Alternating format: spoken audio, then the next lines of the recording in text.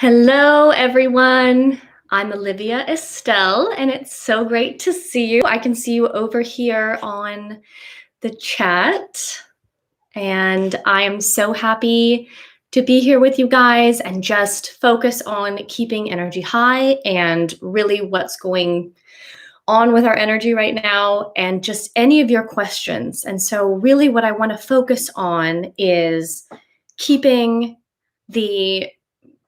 our energy high during times of confusion and times of stress like we're in right now, which I would say it's similar to a worldwide, you could even call it like a worldwide psychic attack. And so how do we keep our vibe high when we're going through something really low? How do we keep things going? How do we just how do we keep going?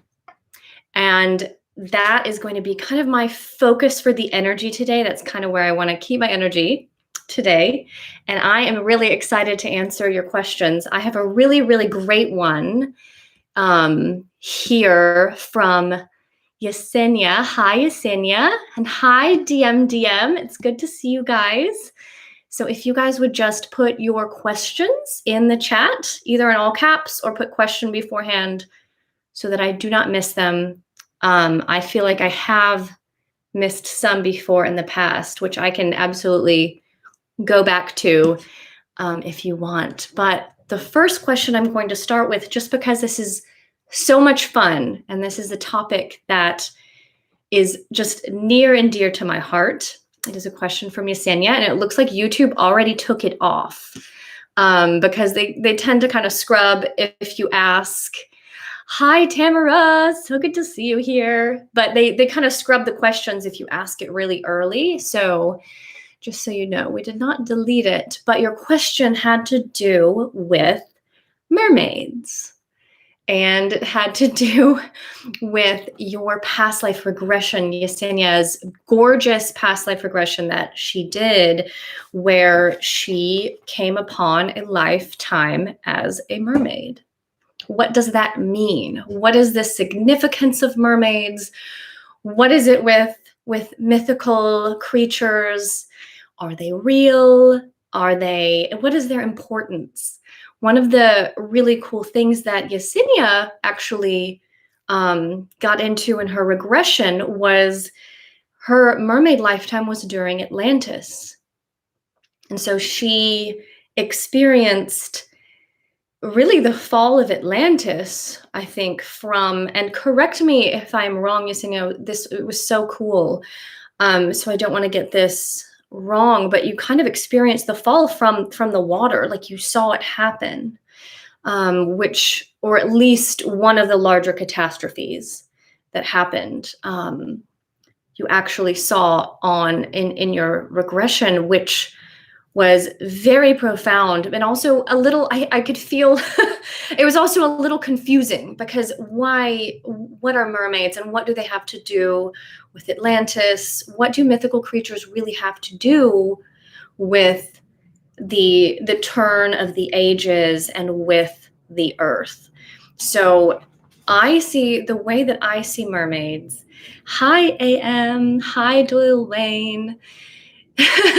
The mermaid symbol. Yes, we're just getting right into it. So though I see mermaids as very real, the way that I see them now when I go to the beach or when I go to the coast is I see them in a different dimension. So I see them kind of like something similar to a Bigfoot. You know, they're interdimensional at this point. Now, there are so many, when I ask my guides about it, there are so many things going on with mermaids. And so it's not just one answer, okay? So the list the list of answers that I got was actually that there were beings that actually came down from other planets to the earth, and they saw the oceans as the womb. And they were actually part of kind of seeding humanity many eons ago, like pre-Hyperborea. I don't even really know what I'm looking at when I'm saying this. And so what I'm seeing is Aphrodite kind of being born out of the sea. So they came down into the womb of the earth, and which was the ocean, and that's how they tempered their emotional bodies and their life on their planet, like Orion and Sirius is really what I'm getting for those star systems. So it'd be like Mintaka and then Sirius. They came here, and that is where they seeded. That's where they lived, and I still see. Um, I mean, and I'll even see it on the third dimension. I'll see it kind of remote viewing style, but them living in these domed cities under the water, and they show it in movies. And I'm always like, they see the same thing. I get very excited. Just ask my husband. But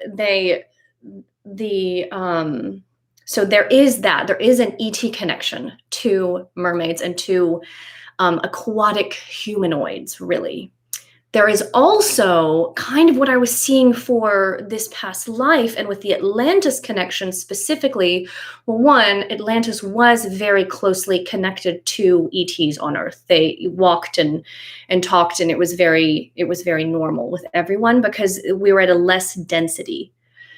But with mermaids, it was an ability to shapeshift that I was seeing from Lemuria. So back in Lemuria, we actually had the ability to shapeshift into what I would see as dolphins. And so it was not really what they show as like half fish, half human.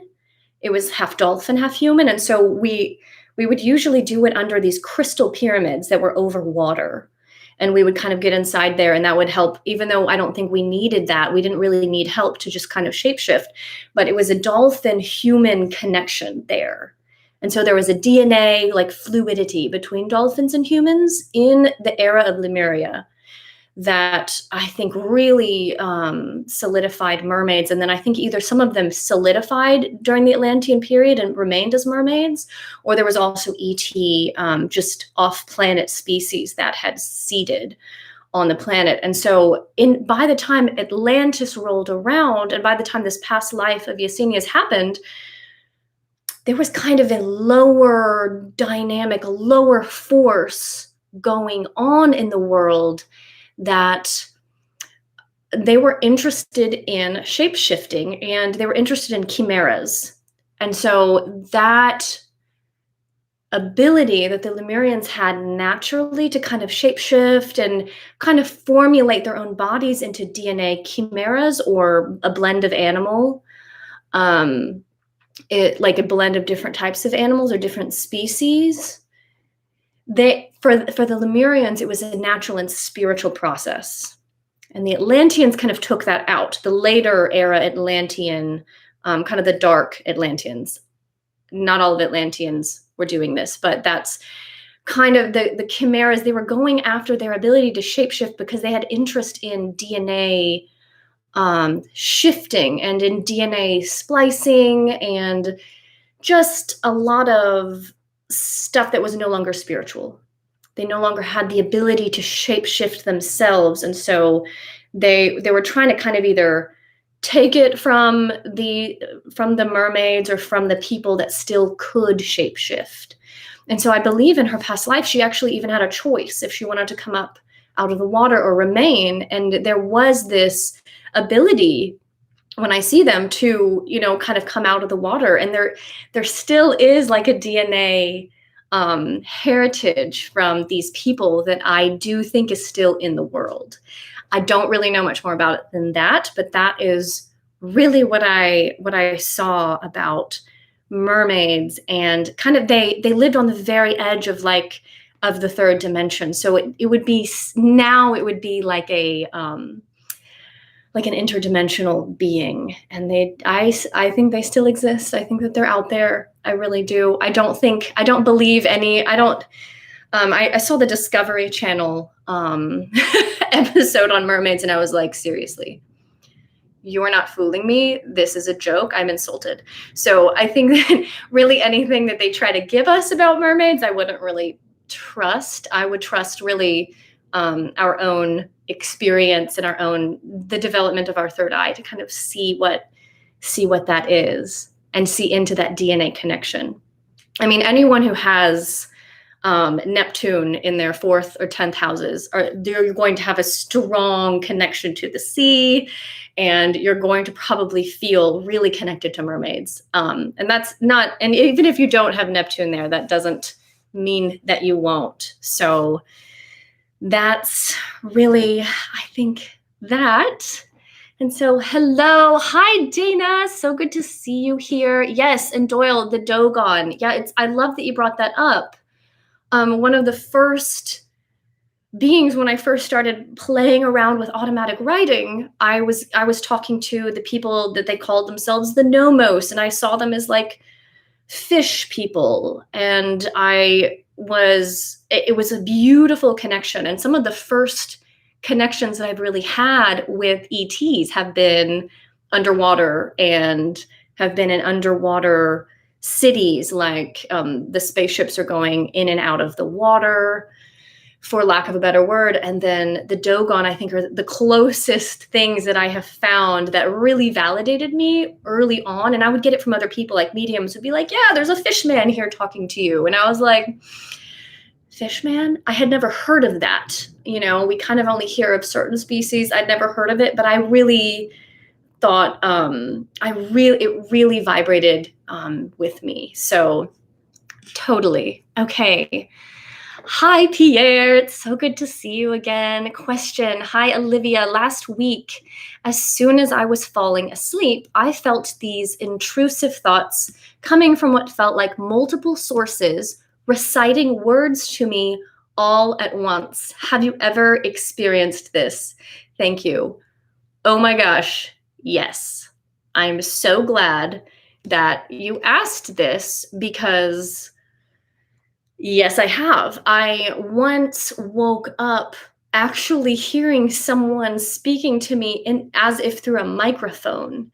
And I was like sitting in bed like, I heard you. Like, where are you? And all I could see in my head, I was kind of going after it. So all I could see in my head was someone just sitting in like a car holding a microphone. And I was like, this is the weirdest vision that I have ever had, you know, and I let it go. But it was odd because I think they were talking about a specific person that they kind of wanted my like energy to, they just wanted me to like join up with them, and it didn't feel right. And so I was like, I just didn't trust the voice. It was a very metallic sounding voice. And then it's interesting that you say intrusive thoughts too are always, yeah. So Sam 3 sounds like voice of God technology. Yeah, that's kind of what I think that is. And I think that's kind of what Pierre was talking about too. And so with that, definitely, there's even a show.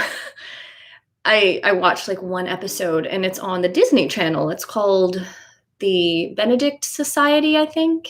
And they straight up said it's supposed to be like the bad guy. He was like, you know, if everything is put out there into the ethers in a child's voice, it goes straight into the subconscious. And that's how we mind control everyone. And I was like, they're actually saying this on a show? It was just a very interesting thing, because I had been seeing that happen for a long time. Things that just go straight into the subconscious. I actually saw a lot of the police shootings as being that. Just kind of, like you said, like voice of God technology, something that just went straight in, like a voice in the ear, went straight into the subconscious, where they just thought it was them, or they thought these thoughts were them. And so I mean, I love it, Pierre, that you kind of recognize them as intrusive thoughts. That's a good sign. You know, it's not you, right? And so I think anytime I get intrusive thoughts, I'm like, okay, I'm like, wait, where are my thoughts? Like, where am I? Like, where's my energy? I kind of check in. And, you know, oftentimes it's when I'm doing something really good for myself. It's almost like we kind of make sure that we're doing what we're supposed to be doing. Like our subconscious is like, are you sure you want to break out of your rut?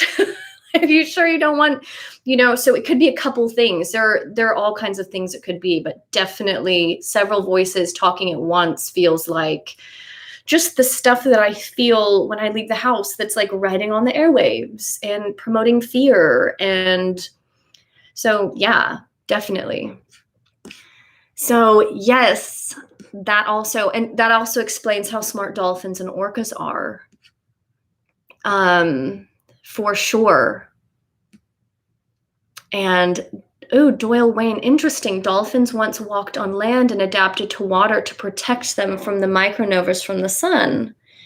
That makes a lot of sense because, and I am just going to go back to this just for a second. Not to change the subject, but I am just going to go back because I used to see blinking lights in the sky. I still do, but I used to make it like a thing. It was something that I found really fun. I would do it all the time as a kid.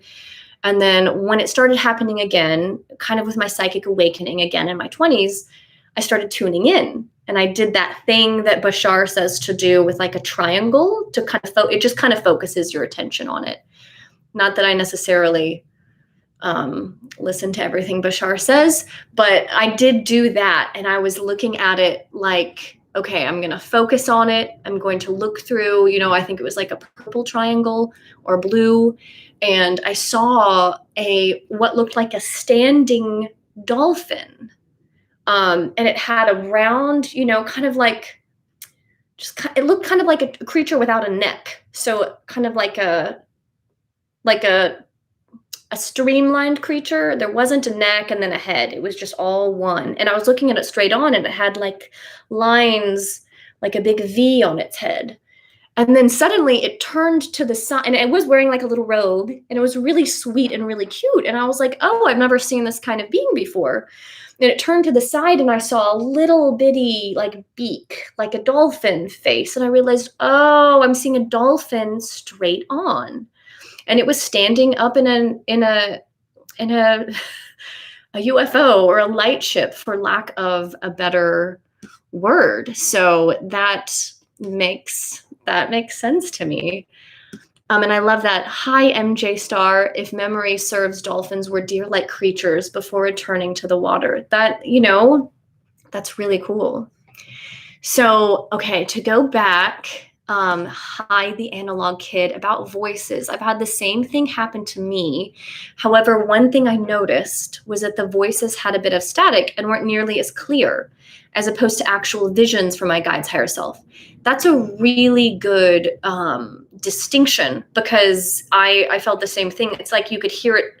I could hear them talking on a microphone where you get that static or that feedback kind of when you're talking through a microphone. It's not clear. It's not clear as a bell. Like guides and higher selves, their voices tend to be like they ring like bells. They're just telepathic messages are beautiful and it's clear. And if I am getting something clairaudient, it's usually very beautiful.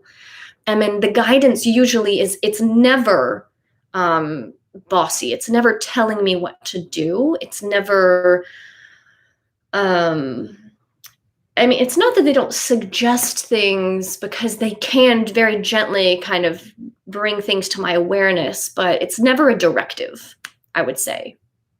I'll get a very clear hint like from myself, but it's never an order. So the way the higher selves work is very gentle and loving and kind of like ushers me into the flow state rather than giving me an order and like a directive. And this is what's next. It's more, and that's just how mine is. And so that's a good distinction about kind of like staticky. And also notice the way that you feel. Because that's a good point, Pierre. If it's feeling chaotic and not uplifting, if you're noticing the feeling isn't, if you don't feel like, oh yes, this is pulling me more into myself and into my path, into my passion, my creativity, into my flow state, then it's probably not your higher self or your guides. So it's definitely a good sign that that you guys are catching it, that it's something that you're mindful enough to be aware of, because I really don't think that tech was counting on that. I don't think it was counting on mindfulness. And so I really think that mindfulness is the antidote to mind control. So and really any, or any technological based subconscious kind of thing trying to pose as your mind can't hold if we have mindfulness. So that's totally, yeah, the voice I heard was clear and male. It was the most beautiful voice I ever heard. There was a static electricity that felt on top of my head before the voice started. Yeah. So let's see. DM. Question. Could you please talk about how we can identify our subconscious fears and limiting beliefs and then gracefully and permanently release them? The trauma get lodged in our soul and cells. Okay, that's a really good question. So how we can identify our subconscious fears and limiting beliefs and then gracefully and permanently release them. I would say that the quickest way to kind of pull that energy in is to focus on the heart and opening up the heart and really getting, and I love how, I mean, you even kind of said it too, really getting graceful with yourself and with your world and with your reactions. To identify subconscious fears and limiting beliefs, I often look at my triggers. When I'm trying to figure out, okay, where is my subconscious fear or my limiting beliefs, I look at my triggers. What triggers me? What makes me kind of not me? What makes me not myself? Right? When do I get mad at other people or get irritated?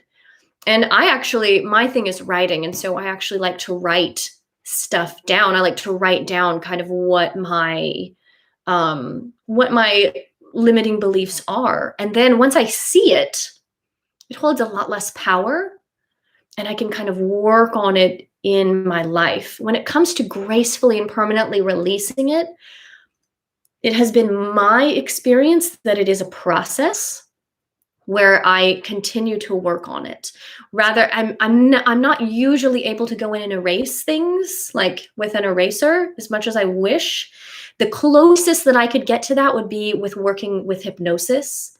So I would, go get regressions, or I would have hypnosis, and I would always pick a psychic to do it.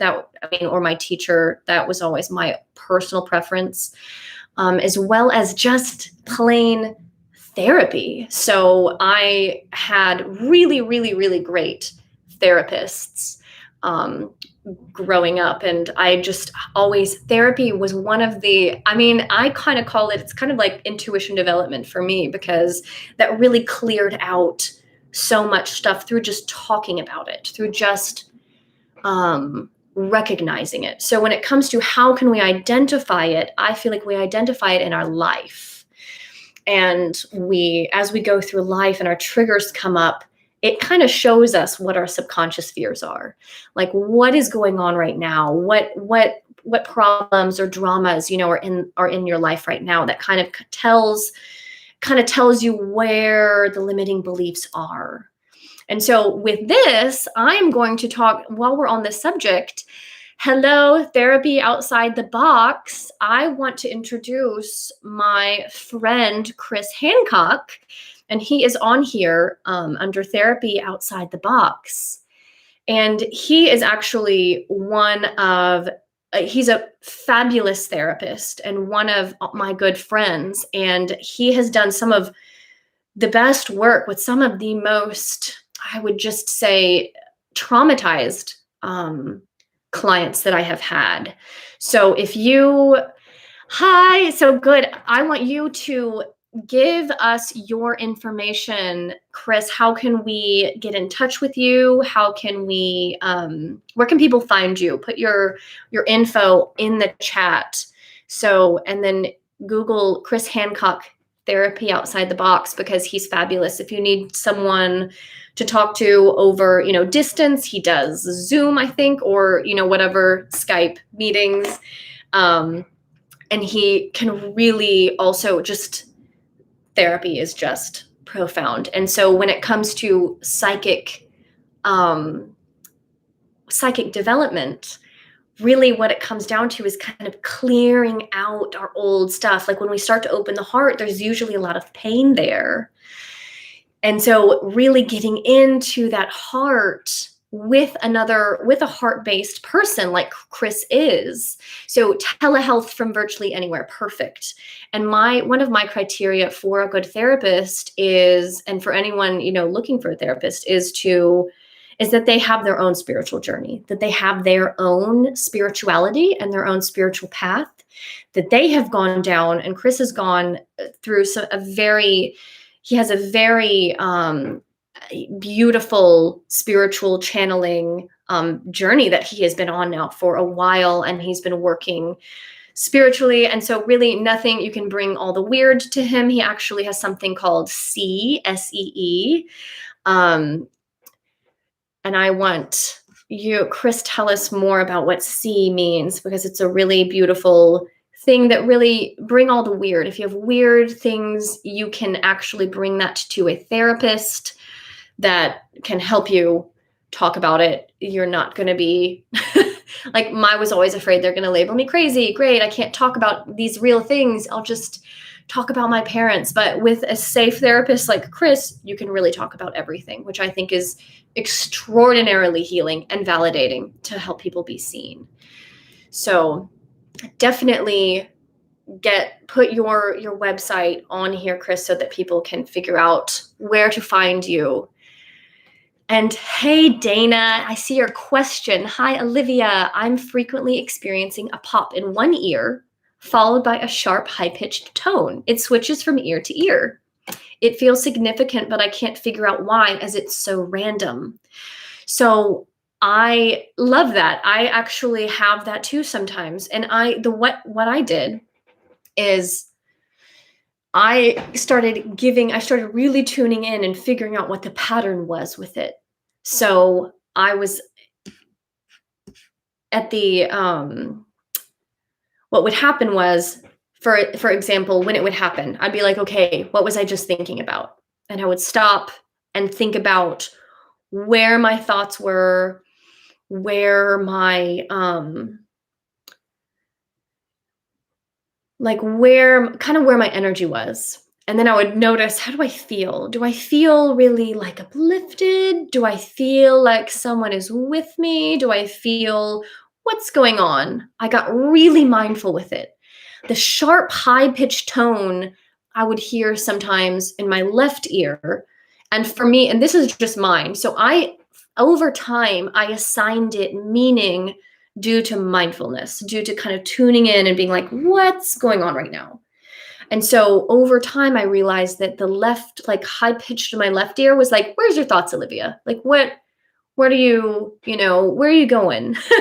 And so I would use that to kind of reel it back in, like kind of reel my energy back in, like, okay, positivity, non-duality, and then when I would hear like a popping or a high pitched tone in my right ear, that was my guides coming in. And like, it was a yes, usually. It turned into being an affirmation, like a yes, I'm around, I'm here, yes.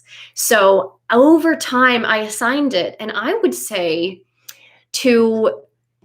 over time, for you to assign it meaning yourself and to use your mindfulness and notice what's going on.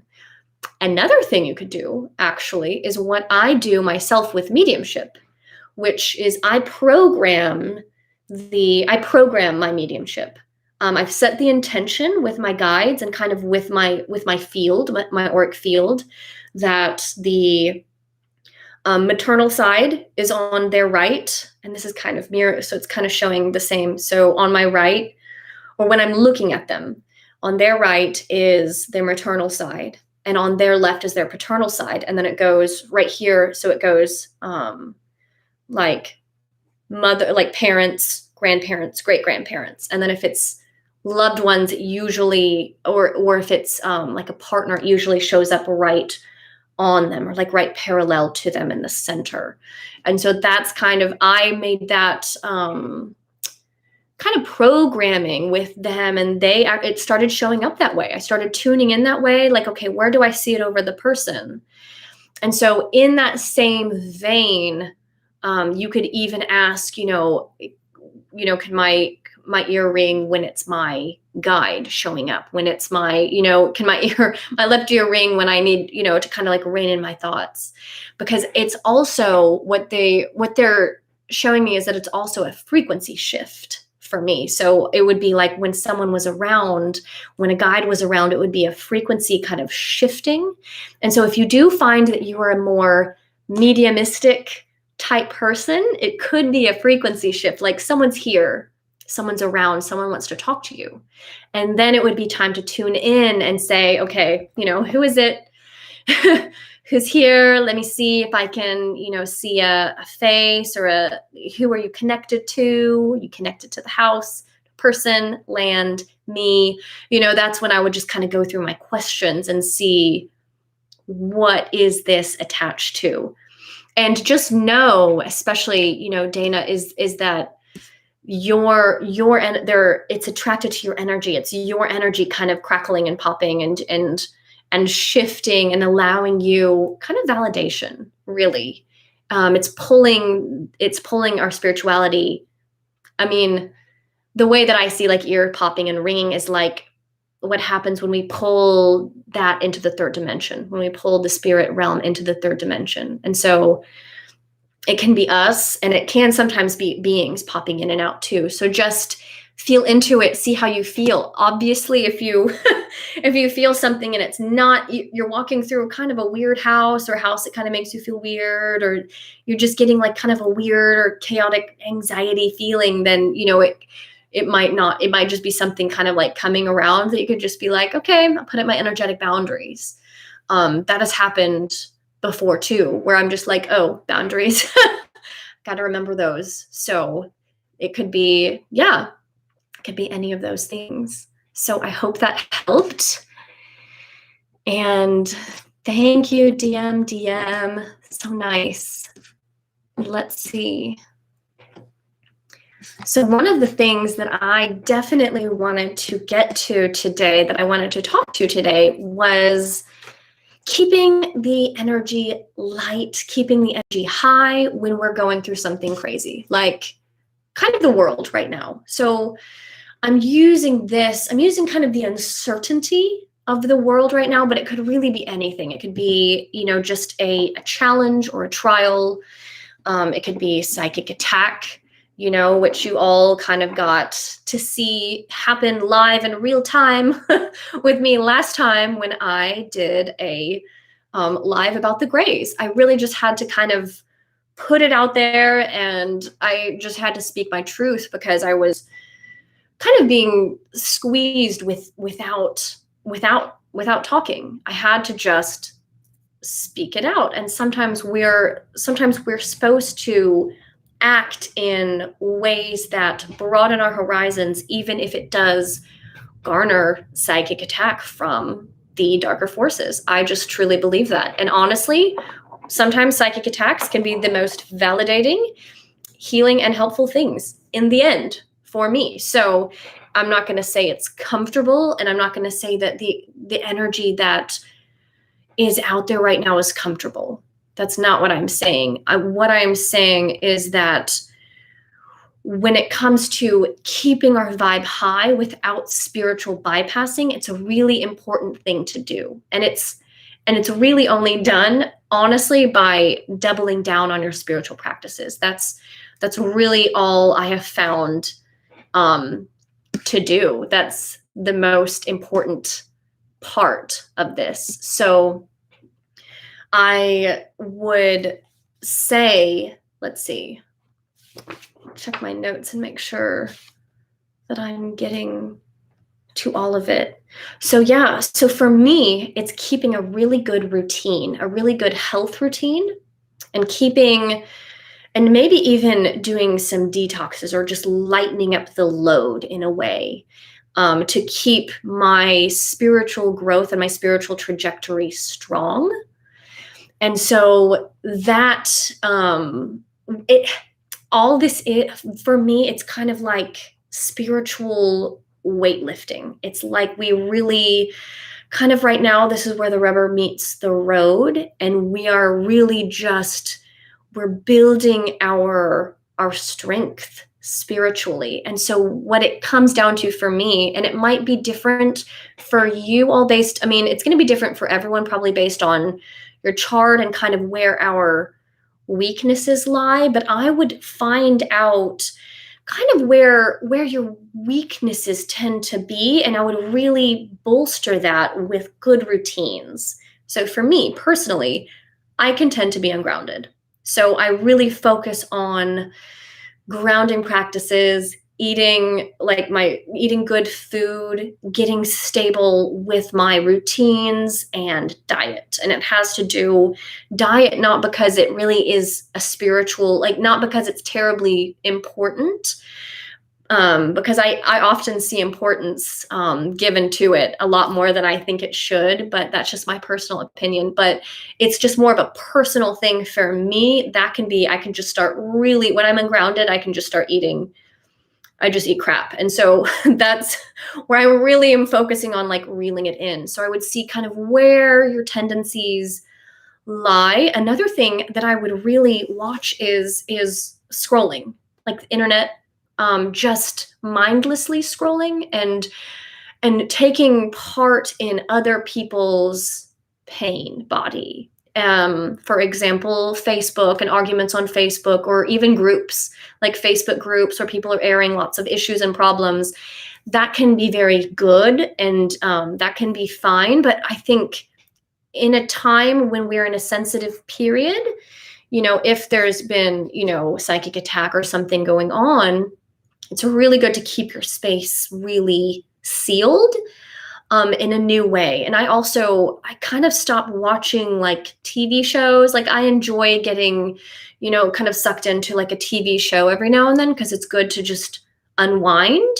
But I kind of stop all of my extraneous habits. I'm very careful not to over promise, overcommit, overbook myself. I keep myself very open and clear. I'm I will do one thing a week if I have to, right? So it's and I mean by that, I mean commitment, outside commitment. For me, work is my passion and joy. So this is not really I'm not putting this on there. So this is more social commitments. So those I really kind of tend to watch, just because I need extra time right now to just rejuvenate, to just kind of keep myself in my own center. And so really understanding where your center is, we're all being forced into kind of figuring that out, I feel like right now. And especially with just this upheaval in, what is the future going to hold, with all kinds of different things. So that is forcing us into what is the most important. And to me, mindfulness, spiritual growth, that's the most important thing for me. That gives me the most harmony, the most beauty. That gives me the most beautiful, uplifting feelings. So that's really where I like to kind of keep myself centered.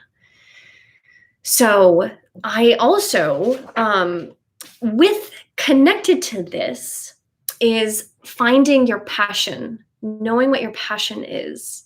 And I feel really focusing on what your passion is, or maybe even starting a new one, can really help to keep your vibe high during a time when there's lots of other things pulling on your energy and kind of trying to pull everyone down with worry and fear about the future.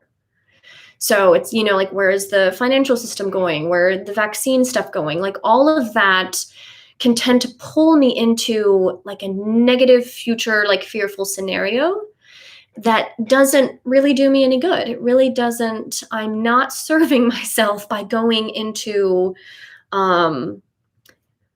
negative future scenarios. When it comes to making decisions for myself and my family, that's different. That's a grounded act. But when it comes to keeping my vibe high, I like to follow my passions. I like to actually mine. I love reading. I love researching. And that's just one of the list of passions. If you're a Gemini, you have too many. But that's so finding your passions will really help, as well as if you aren't sure what your passion is, or if you're not feeling, what used to be your passion, you're just not feeling it as much anymore, then, or if you're just feeling blocked, if there's just plain blocking going on, it's to follow your curiosity.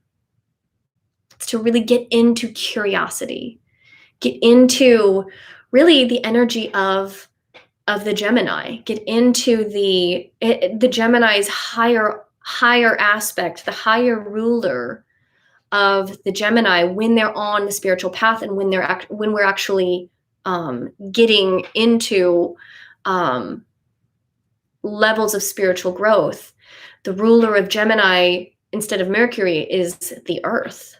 And so that has to do with deep groundedness, and that has to do with finding the flow through our curiosity. And so really holding this higher grounded nature through your passions via your curiosity, because that just keeps you right in the flow. It keeps you, curiosity is, it's kind of like,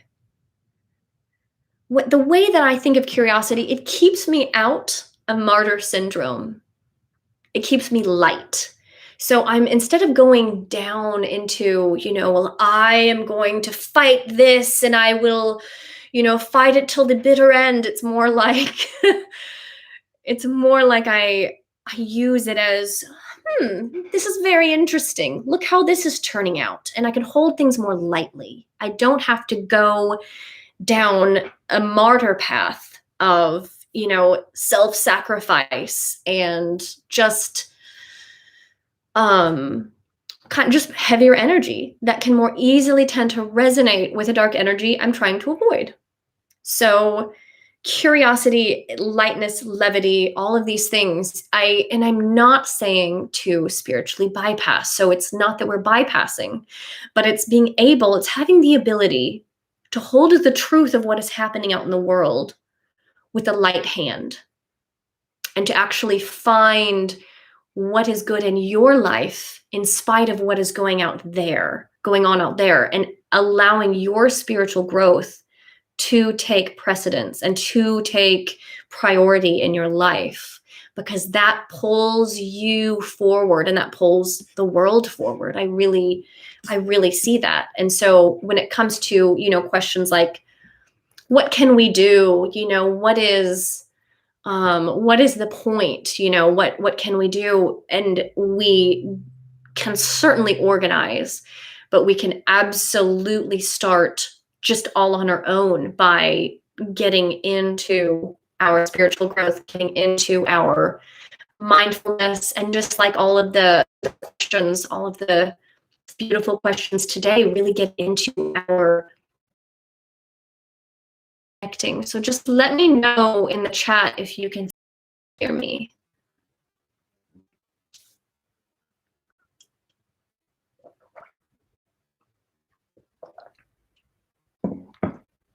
Can you all hear me and see me?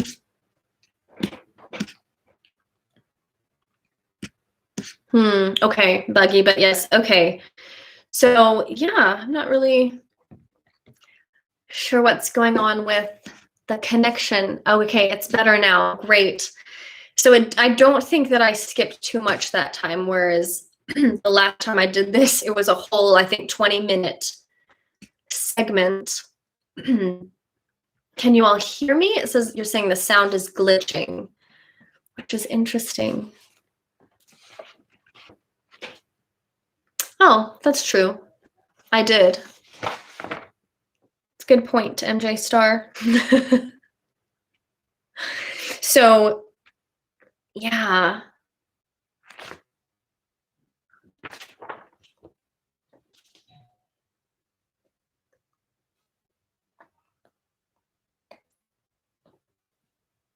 Okay, wonderful. So another thing that I wanted to get into today was the void of course moon periods. And I mean I mean, I do mean the moon cycle, but I also mean greater cycles within ourselves. And so what that means is it's kind of a time to pause and rest and recollect, and because it's not really a time to push forward and act. And what we each have these. So first of all, the moon does this on its own every few days. And so we do have void, of course, moon periods, but then we also have those internally where it's time to just rest, to not act, to kind of integrate what we've already experienced, and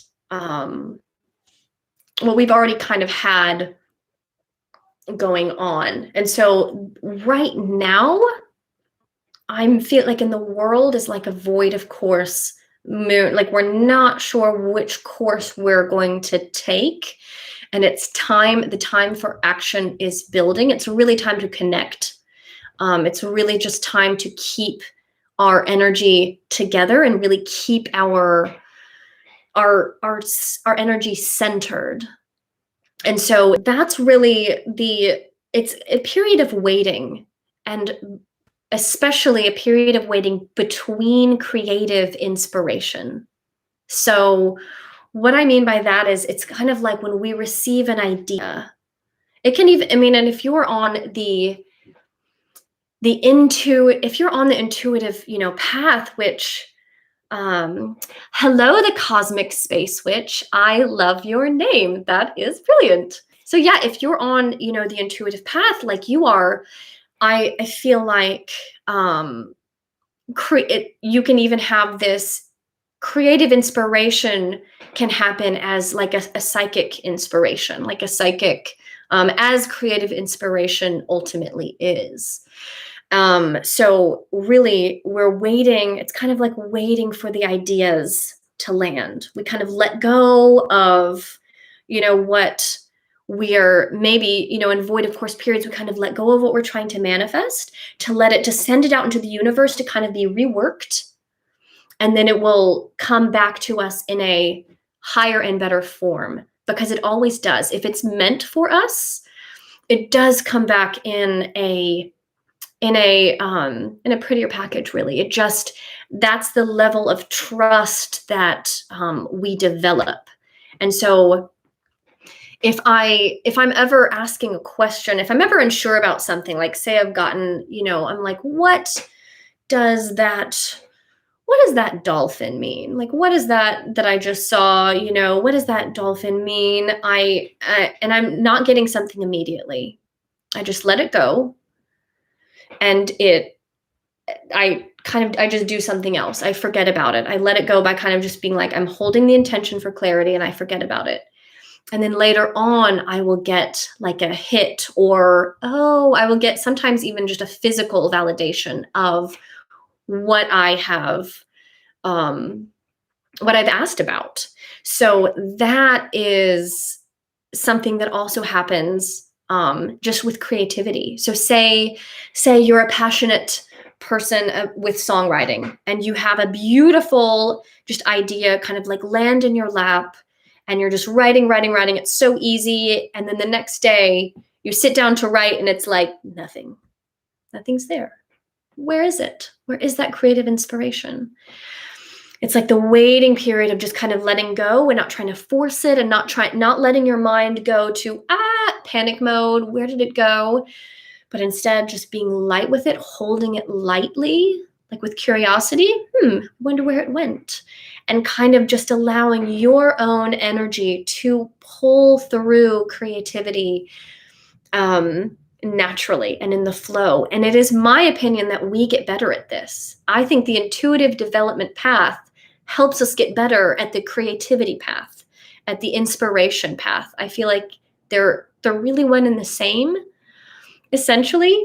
And so when big ideas, that we're passionate about, big ideas, within the realm of our passion, when that hits, it has to do with, our spirituality. It's a spiritual moment.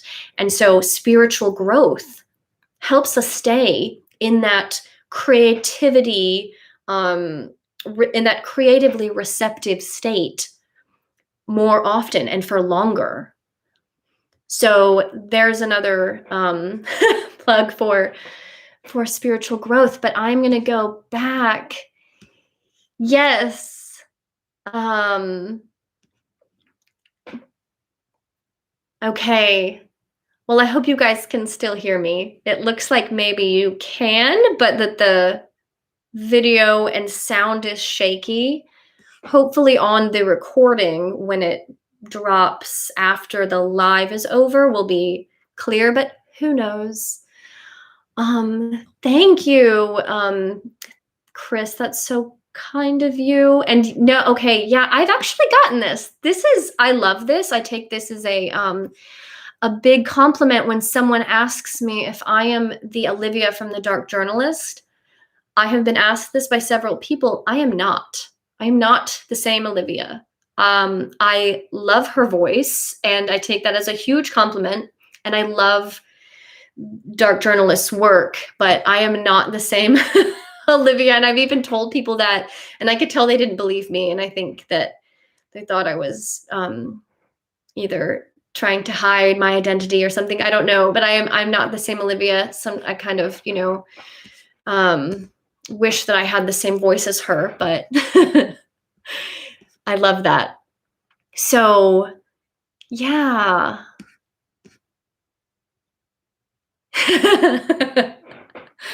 Well, thank you for believing me. Okay, perfect. So it kind of it boils down to periods of the dark night. I think you're all familiar with the dark night. There's a greater cosmic or just energetic cycle right now that is like the next year in from 2020 to 25, that is kind of like a greater dark night, a cycle within a cycle, where we're really just having to go into the open. And so periods of night are where things get interesting. When we're going through personal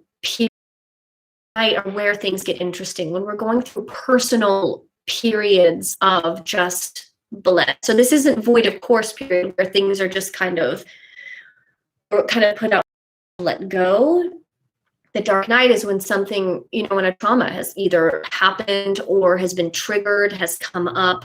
We have a difficult decision to face, or in our spiritual growth, we reach a period. Okay, things are stuttering again. I'm just going to keep going. But we reach a period where it's literally in the cycle of healing. It would be the detox cycle. And so right now, or the detox phase of the healing cycle. And so we have to go through this detox phase to really get through, and it's an initiation to really get through into our better, stronger selves. And honestly, the only way that I know to do it is to keep showing up for myself, and to keep showing up for my spiritual self, to keep my meditation practice, to keep putting myself out there, even if it's hard, to really just to keep doing what we have to do in order to follow our passions. So that was the next part of what I wanted to get into, basically the last part. So, hi, Mimi7914. Hi, good to see you. How do we get clarity on what path to take in regard to a big decision? That's a really good question. So a big decision, first of all, when it comes to big decisions, for me, I understand that oftentimes it can be hard because we are so biased. We hold so much bias about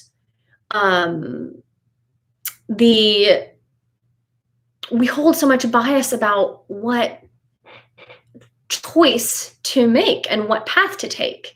So we get clarity for a big decision, what I have to do is I have to really get solid with myself. I have to take a lot of alone time when it comes to a big decision. And then I have to do a lot of writing. That's just what I have to do personally. And then I get outside opinions from people that I trust, but it really still all boils down to me and how I feel in my heart based on the different options that I have. But what I do like to do, if I'm too biased and I can't really get into how I feel because it all just makes me feel stressed, then I use tools actually, like a pendulum or tarot cards, or really just something else that can get me into feeling good but also unbiased when I know it's a little bit further removed from me. Now, my biases do still tend to really drive, something like a pendulum, so tarot cards actually work better for me. That's just me and my own personality when it comes to making a big decision for myself. But otherwise, I like to take a lot of time. I like to give it a lot of space. I like to really feel it out, and almost let it go, kind of like when I described earlier about like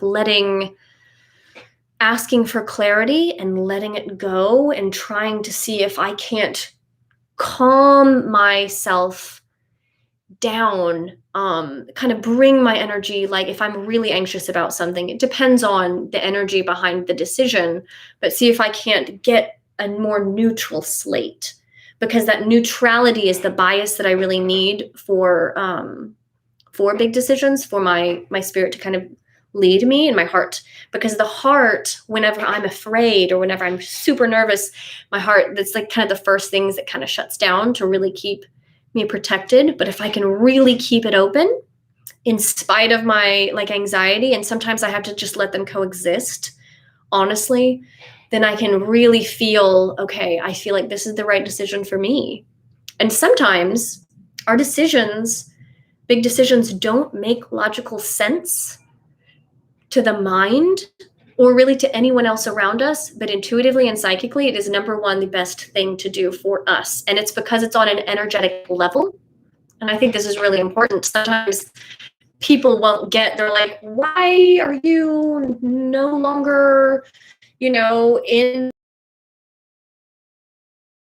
just move on, it's time for change. From that, it's hard to explain it to anyone, so I don't really explain.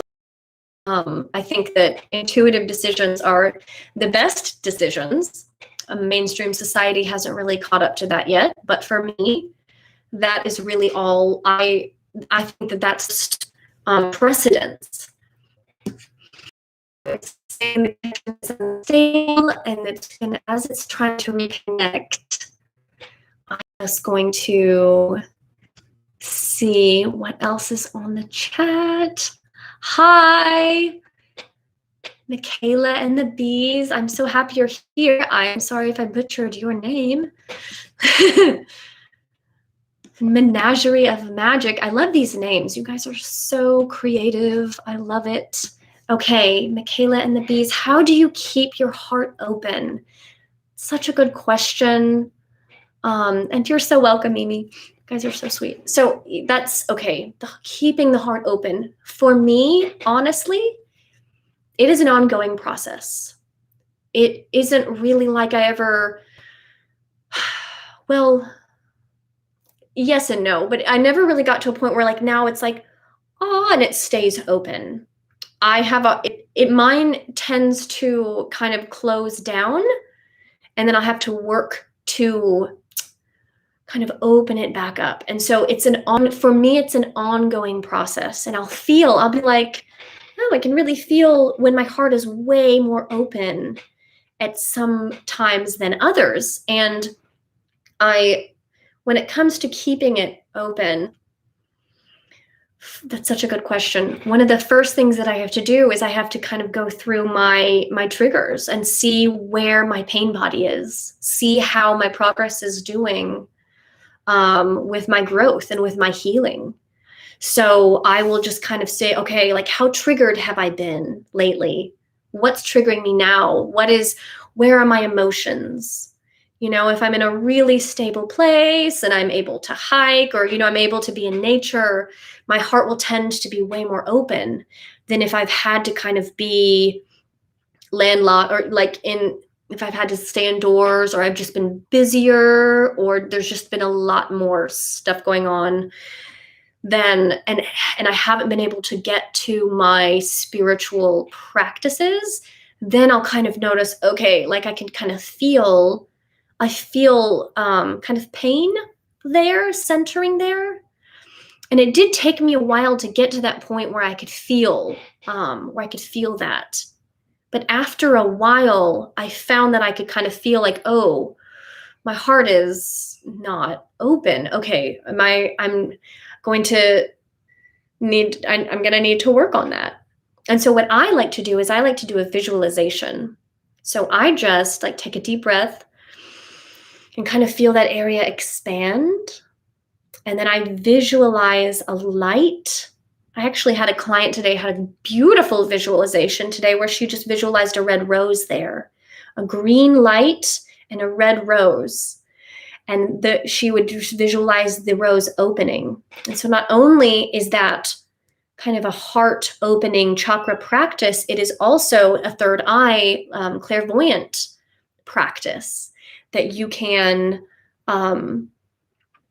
open, and it really works. People really feel it. It's like personal Reiki. It's like doing Reiki on your soul, or energy healing on just the world around you. And so another thing that they're kind of telling me to say about keeping the heart open is to, besides the visualizations that I would do to just help my energy body follow suit, I would also, and besides, working on my triggers, and being really honest with myself about my traumas and triggers, and being like, okay, where am I going? Like how am I doing here?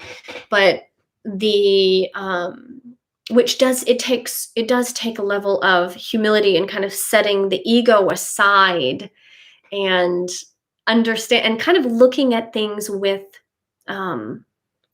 like I kind of said, with a curious eye, noticing, okay, interesting. I've been really triggered this week. I wonder why that is. I wonder why I've been so triggered about everyone being worried, about this future thing that hasn't happened yet. That's really interesting.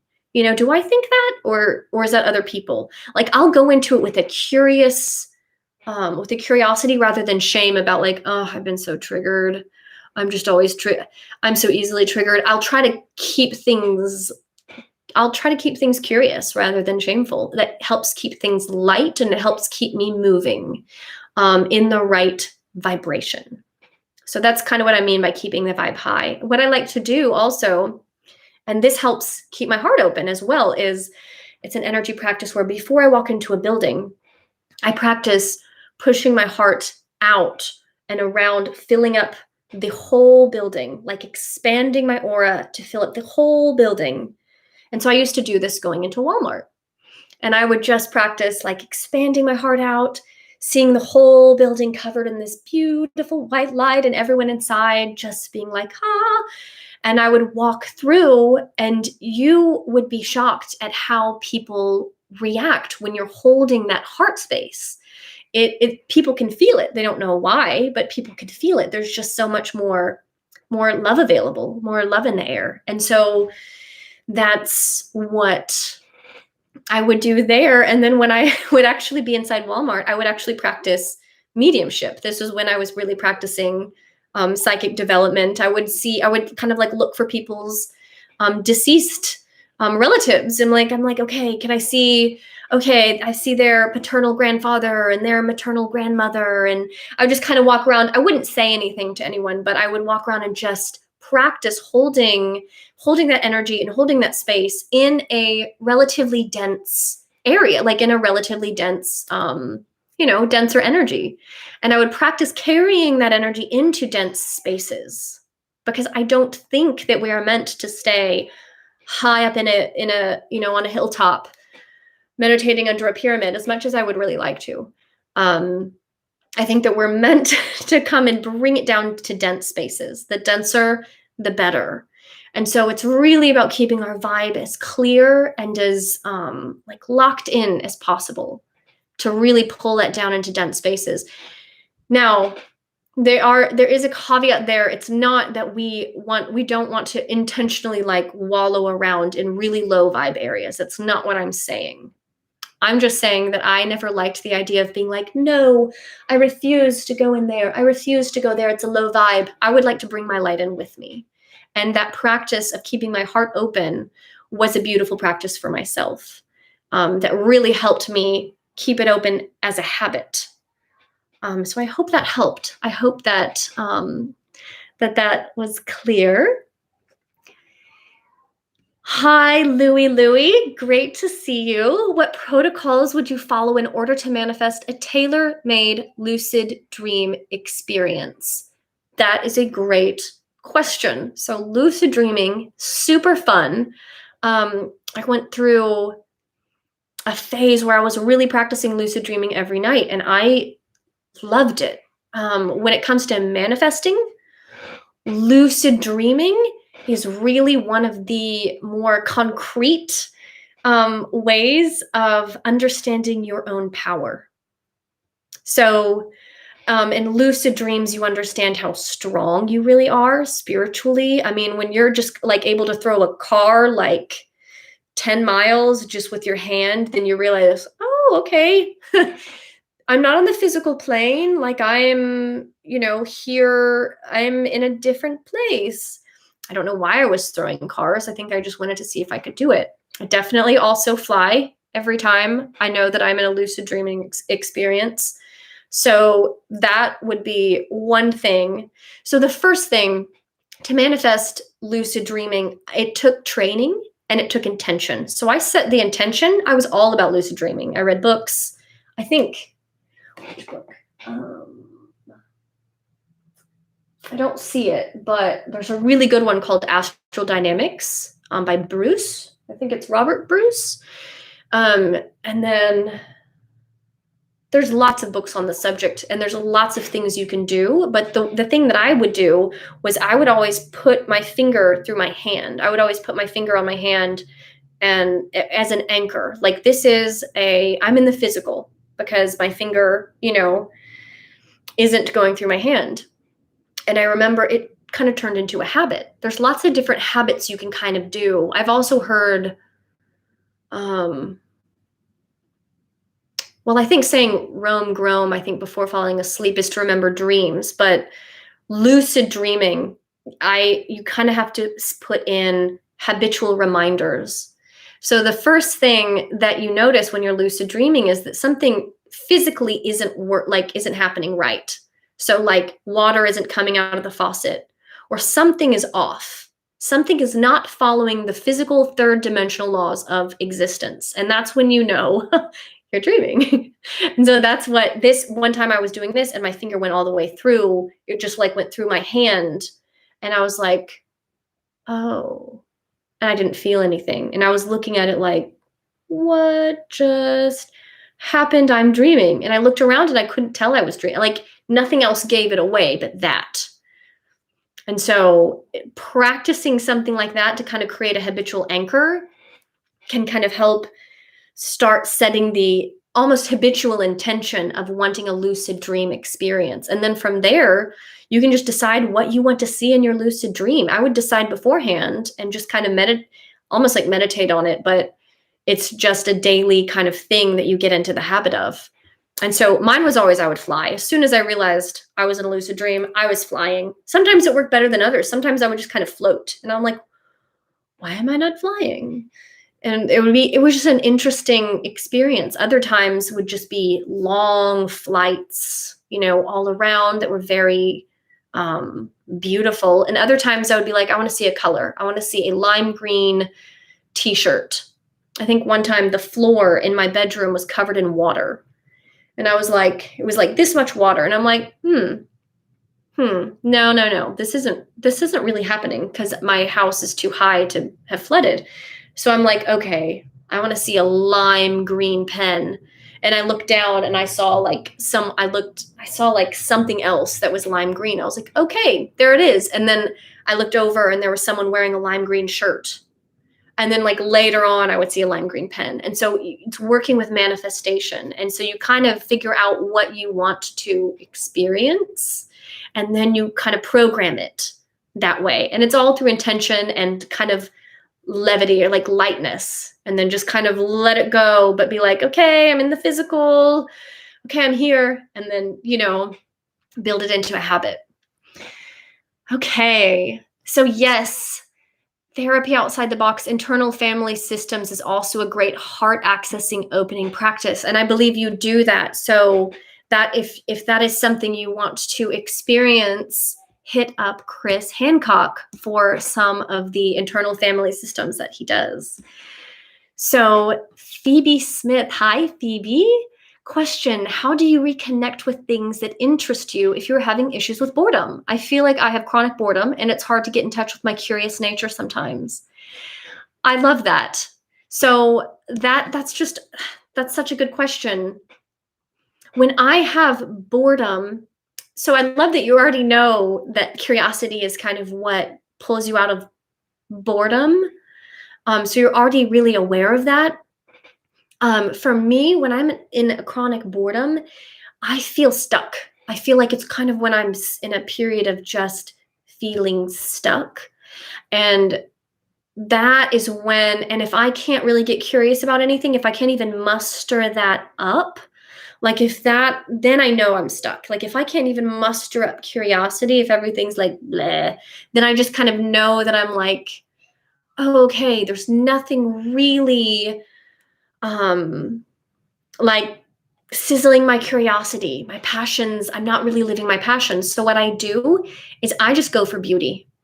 I just surround myself with beauty, either nature, or if it's just something, if it's a new beautiful tarot deck from Amazon, I am totally guilty of that. If it's so I have to bring in something new. If it's like a new walk, sometimes if I take a new turn on a hike, that can pull in new energy. I don't know what it is. It's doing something new in a way that kind of shocks my body out of its stasis. It's almost like if you're used to waking up at a certain time every day, start waking up like 2 hours earlier, get up, throw yourself into a cold lake or like a cold bath or even just a shower, anything, just something to change the habits, to change the routine, to kind of pull it's like to get your body on board with your spirit so that your spirit follows suit. So that's what I do is I change up. And I'm also kind of the detox person. So I also like to change up my diet. Like I'll do juice for a day, or I'll do like watermelon all day, like a watermelon kind of fast or cleanse, just to kind of shock my body into something. I will also, and this is just me, I like to kind of focus on different organ systems with supplements. I'll be like, okay, I'm going to start taking liver supplements, and I'll take, like milk thistle and glutathione really hard, for a couple days to just kind of push one organ system. And I focus on that as a way to kind of move energy in the body. I also really swear by acupuncture or energy healing. It can depend on the person, the healer, and it can depend on you, just the person. But I really like getting my meridians, something about just a shift. And also it's interesting. Yeah. Interesting because you've been interested in fashion more. Well, I love that. It sounds like you're already intuitively kind of like, hey, I love the way that this, this line on this item of clothing looks. You're getting, into kind of the aesthetic beauty is kind of pulling you back into your creative spark. Because our creativity, it's that second chakra, right? It holds a lot of trauma. It holds a lot of our traumas when they happen. It can be one of the first ones hit. And so but it's also where the creativity flows from. So really just kind of moving that, in a physical way. It could be a new workout, it could be new clothes, just getting something aesthetically different, pleasing to the eye. Sometimes, honestly, for me, it's going on a drive. I can't say why. It puts me into alpha, and I'm going through beautiful, trees and hills and across water.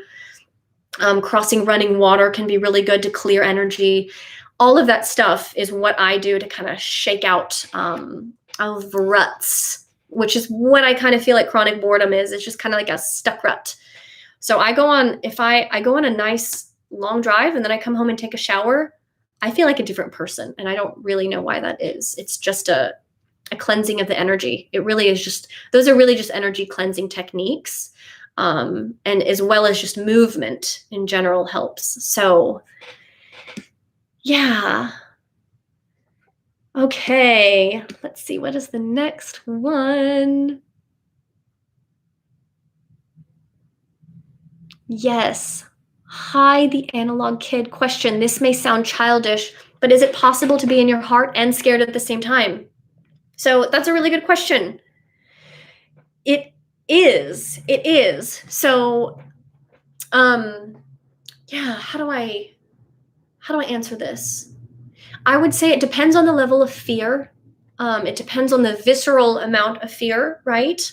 It's hard to stay in your heart if someone is mugging you, or if you're being held, like if there's like a serious physical threat, we kind of go into survival mode. We go back down to the first chakra instead of up at the heart. I mean, that's just how our bodies are built. But if we're in, say, generalized fear, like, I don't know what to do about my future, how will this turn out? It is possible to acknowledge that, okay, I'm feeling fear about that, and still stay up in the heart. In fact, pulling your energy up into the heart can really dissipate the fear, and really remembering, okay, I do believe in miracles ultimately. I really do. And so really remembering that can pull us out of the first kind of survival mechanism, fear-based chakras, and kind of pull us into a different space completely. And so there might be a time where you're kind of holding both at the same time, which I think is okay. It really just kind of depends on where you're able to hold the energy. And sometimes for me, it kind of goes back and forth where I'll kind of waffle. But if I'm doing well with my mindfulness practice, then I am really better about sticking up in the heart rather than falling down into fear. And so, for example, if something really traumatic happened, and your fear is just like out the window, then you do have to process that fear. We do have to process that trauma. The fear is there for a reason. It's there, because of the trauma. And so it can be locked, which, they call PTSD. And so getting through that fear is helped by holding a heart space too. But getting through it, I would say, helps you stick into the heart center more. I'm hoping that is making sense. But yes, I do think it is possible to kind of feel both at the same time, especially if you're a really like naturally open person, and then you kind of have, like a life struggle, something happens, you kind of carry that open heart with you into that struggle, and you can keep that heart open. It does happen. People can keep their heart open even through a struggle. And so keeping it completely open through a struggle is kind of the ultimate task here in the third dimension, which we're all, still working on. So yeah, that's a good question. So yes. Yeah. Okay. So Louie, so carry out an awareness practice throughout the day with the oddity of it during the dream state. That's what I would do. So you can go up and to realize, oh, I'm dreaming. And sometimes, okay, this is going to be a lucid dream. Another thing, kind of going back to this, another thing that really works for me is putting on lucid dreaming frequencies, like solfeggio frequencies for lucid dreaming, and taking a nap. Not really at night so much because it's a longer cycle, and I'll tend to forget sometimes of if I lucid dream in the middle, but taking a nap during the day and like laying down with the intention of lucid dreaming, and that will pop me into like an astral kind of travel experience too. And then they'll kind of sometimes they'll kind of go back and forth. Even sometimes I'll go from astral traveling then into lucid dreaming, or from one to the other. So there is a difference, but it's very ephemeral. It can be hard to actually tell. But usually after you wake up, you'll realize, oh, that was kind of an astral travel, or oh, that was a dream state because I was seeing things symbolically and moving things. But in astral realms, you often can also manifest instantly too. So it really just depends. When I would go into actually astral traveling, I would find myself kind of going down. Like it would feel like I was kind of, I don't know why, because it's a higher it's a higher frequency, it's a higher plane, but I would kind of feel like, boom, I was like settling down into something. And then I would even be given like tests, like initiation tasks. Like one time I was given a big long table full of food, and I was like, I have to eat some. I want some so bad. I want to, and I was like, wait a second. This is, and I realized, wait, I'm dreaming, or this is something. The walls were just like my house, but sparkly, like a little bit more sparkly, a little bit more ephemeral. And I ended up like eating something off the table and like drinking something off the table. And then I went into a dream after that. And so it kind of felt like like one of those classic like tests, if you go to the river, you cross the river Styx, don't eat anything. But it was more like working with my vices and with kind of my initiation processes to kind of see where the dream went after that, like which level of the astral and which, symbolism of the dream I was going to be shown next based on kind of where I was. And so I remember waking up from that feeling like I had failed something. So I'm not saying that I think it was just kind of like an energetic thing where I made a choice lucidly, and then I went on to the next thing. Yes, it is. And that's a good point. The Pan's Labyrinth and Alice in Wonderland, both of which I used to love both of those movies. And so, yeah, that you make a choice, you're given a choice and you make a choice, and you go on to the next energetic frequency related to that choice, related to it symbolically, sometimes very, very concrete. Sometimes it's not symbolic at all. So, yeah, it's a really fun practice. That's so funny. Exactly. And thank you guys. You guys are so nice. And yeah, it kind of was the last temptation. Didn't know that would be what really took me down, but now I know. So now I'm a little wiser. But it did kind of show me that, okay, food and diet really is kind of your more weak point. Like I have some placements on my chart too that show that too. And that's a cool thing about astrology, is you can really see this. You can see kind of where you might go in the astral. Some people might go to like more sexual realms. Some people might go to more like fighting realms. It just kind of depends on where their energy lies, like where their weaknesses are, where their strengths are, depending on kind of how their energy is. I mean, at the time when this happened, I wasn't in like super awesome, I wasn't living in a house that had super great energy because the land was really not great. That energy was not good on the land. And then I wasn't in awesome energy either. I was dealing with lots of, temptation, like in vices. I was dealing with a lot of like bleh feelings. And so that is kind of why that's where my astral journey took me, but I was going to do it anyway. So I really feel like just practicing with it anyway is, you can learn so much about yourself. You can learn about kind of where your vices lay, where your weaknesses are, where your strengths are. I remember showing up and like being like, hey, I'm here. And people looking at me like, you are not how I expected you to look. And me being like, what's wrong? I'm wearing my favorite jacket, and they were like, okay, so I guess you're here to help us. And me realizing after I woke up, oh, I was like traveling to help someone in some kind of capacity. And I wasn't showing up in a way they expected. And then I had to kind of fight through my own shame of meeting people's expectations in that encounter. And so we were both kind of working with each other on a astral plane, on a lucid kind of astral plane, in a spiritual way. So yes. Good luck, Chris, with that. So that's what I would really have to say about that. And I feel like that's a really fun practice too, especially or if you want something to play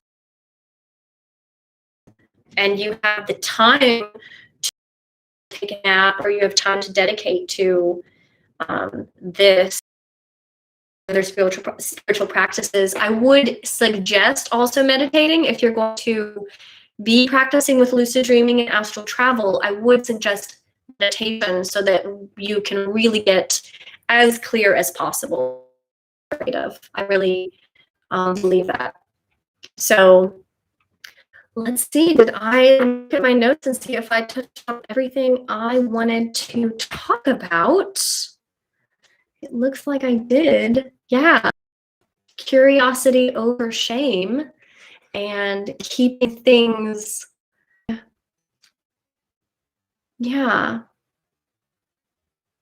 And allowing it to lead you into wonder and feelings, allowing the journey of just your own spiritual journey to lead you into feelings like wonder when you're looking for what your passion is, or when you're following your passion and you're letting curiosity take you there, to let it take you into feelings like wonder, awe, beauty. All of these things really help raise the vibration and get us back into what we're passionate about, get us back connected with nature, with the land.